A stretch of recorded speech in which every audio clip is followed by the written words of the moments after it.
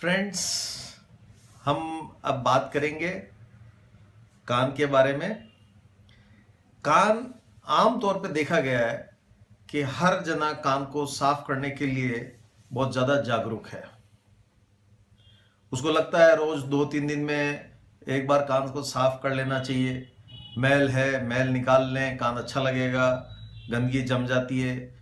जबकि हकीकत ये है कि हमारे हिसाब से कान को कभी भी साफ नहीं करना चाहिए। कान के अंदर जो चीज आप मैल मानते हैं वो मैल नहीं होके सेरुमिन करके बॉडी का ही बनाया हुआ एक तत्व होता है जिसमें कीटाणु मारने के एंजाइम्स होते हैं। लाइसोजाइम एंजाइम उस एंजाइम का नाम है। उस एंजाइम की वहां जरूरत है, इसलिए शरीर उसको बनाता है।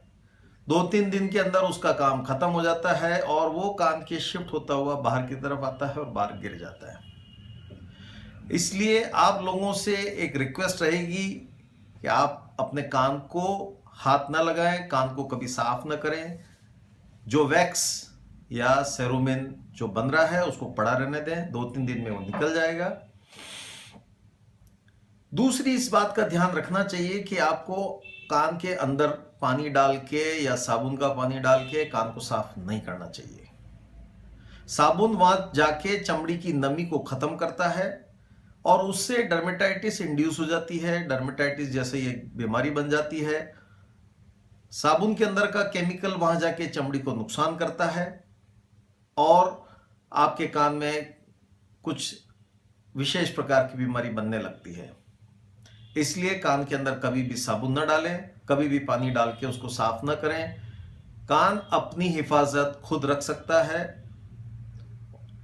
और एक चीज का आप ध्यान रखें कि अगर आपके कान से पस आता है, पीप आता है, तो इस बात का ध्यान रखें कि आपको वो पीप रूटीन में साफ नहीं करना है। जो काम आप करते हैं उससे आप अपने कान के अंदर का इन्फेक्शन बढ़ा रहे हैं और आपको बीमारी लंबी चलेगी। उसके लिए आपको कई सारा खर्चा करना होगा। अगर आपने कान के अंदर अपना बड से या किसी चीज से साफ नहीं किया उस पस को, तो दवाई देकर बहुत जल्दी हम लोग उसको ठीक कर सकते हैं। एक धारणा बनी हुई है कि जब ये कहा जाता है भाई कान में पानी नहीं जाए तो सब जने कान पे रुई लगा देते हैं, जबकि रुई पानी रोकती नहीं है, वो सोखती है। इसलिए कान पे रुई न लगाएं, क्योंकि पानी जो नहीं जा रहा है, जो चुपचाप कान के यहां से बह के जा रहा है, रुई उसको खींच लेगी और वो जब आप रुई को पकड़ोगे तो रुई पानी को कान के अंदर छोड़ देगी। आपने सोचा मैंने कान का बचाव किया, फिर भी कान में से पस आ रहा है, पानी आ रहा है, क्या कारण हो गया? उसके लिए अमूमन बाजार में ढक्कन मिलते हैं कान पे लगाने के, वो लगा के और फिर नहलाएं या नहाएं। कान की कई सारी ऐसी बीमारियां होती है जो आप लोगों की गलत आदतों की वजह से भी बनती है। उसमें से एक है ध्वनि प्रदूषण की वजह से कान में बहरापन। मेरी आप लोगों से गुजारिश रहेगी, कान के नजदीक में या कान के अंदर आप वॉकमैन लगा के सुनते हैं उसको बंद करें। म्यूजिक को उतनी ही आवाज में सुने कि जितना कान को बर्दाश्त हो सके।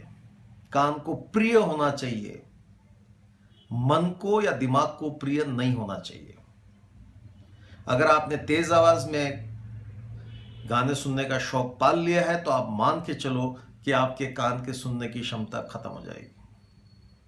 आप किसी इंडस्ट्री में काम कर रहे हैं, आप ऐसी जगह काम कर रहे हैं जहां काफी ज्यादा शोर है, तो आप अपने कान के ऊपर एक तरीके का हेयर बैंड आता है जो कान को प्रोटेक्ट करता है, वो लगाकर ही काम में ले।